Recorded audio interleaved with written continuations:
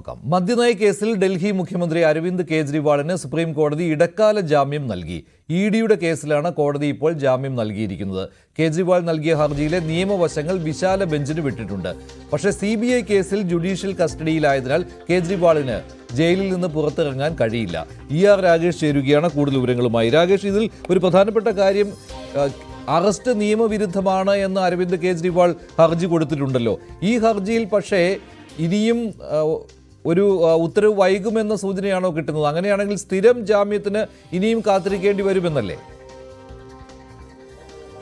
മഞ്ജുഷ, ഏതായാലും കേജ്രിവാളിനെ സംബന്ധിച്ച് ആശ്വാസകരമായൊരു വിധിയാണ് ഇപ്പോൾ സുപ്രീം കോടതിയിൽ നിന്ന് ഉണ്ടായിട്ടുള്ളത്. കേജ്രിവാളിന്റെ പ്രധാനപ്പെട്ട വാദം അറസ്റ്റ് നിയമവിരുദ്ധം എന്നായിരുന്നു. പ്രത്യേകിച്ച് PMLA ആക്ടിലെ 19-ാം ചട്ടപ്രകാരം ഉള്ള നടപടികൾ അത് നിയമവിരുദ്ധമെന്ന വാദം കേജ്രിവാൾ ഉന്നയിച്ചു.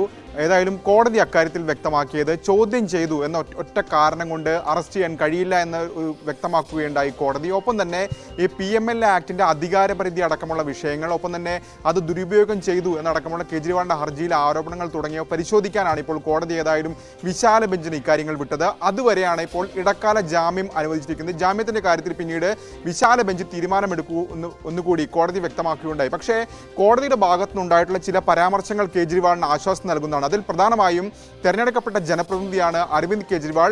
3 മാസമായി, ഏതാണ്ട് 90 ദിവസമായി ജയിലിൽ കഴിയുകയാണ്. അതുകൂടി പരിഗണിച്ചാണ് ജാമ്യം നൽകുന്നതെന്നുകൂടി കോടതി സഞ്ജീവ് ഖന്ന, ഒപ്പം തന്നെ ദീപാങ്കർ ദത്ത തുടങ്ങിയവരടങ്ങിയ ബെഞ്ച് വ്യക്തമാക്കുകയുണ്ടായി. മാത്രവുമല്ല, കേജ്രിവാളിന് രാജിവെക്കണമോ എന്നടക്കമുള്ള കാര്യങ്ങളിൽ കേജ്രിവാളിന് തന്നെ തീരുമാനമെടുക്കാം എന്നുകൂടി കോടതി പറഞ്ഞിരിക്കുകയാണ്. ഏതായാലും ഈ PMLA ചട്ടപ്രകാരമുള്ള നടപടികൾ അത് നിയമവിരുദ്ധമെന്ന കേജ്രിവാളിന്റെ വാദം അതാണ് ഏതായാലും വിശാല ബെഞ്ച് പരിഗണിക്കുക. പക്ഷേ ഇപ്പോൾ ജാമ്യം ലഭിച്ചു എന്ന കാരണം കൊണ്ട് അരവിന്ദ് കെജ്രിവാളിന് പുറത്തിറങ്ങാൻ കഴിയില്ല. അതിന് കാരണം CBI കേസിൽ നിലവിൽ തിഹാർ ജയിലിലാണ് അരവിന്ദ് കെജ്രിവാൾ ഉള്ളത്. മാത്രവുമല്ല, ED കേസിൽ അനുബന്ധ കുറ്റപത്രം സമർപ്പിച്ചിട്ടുണ്ട്. അതിൽ വാദം ഉടൻ നടക്കാനിരിക്കുകയുമാണ്. മഞ്ജുഷ്. ശരി, ER രാഗേഷാണ് വിവരങ്ങൾ നൽകിയത്.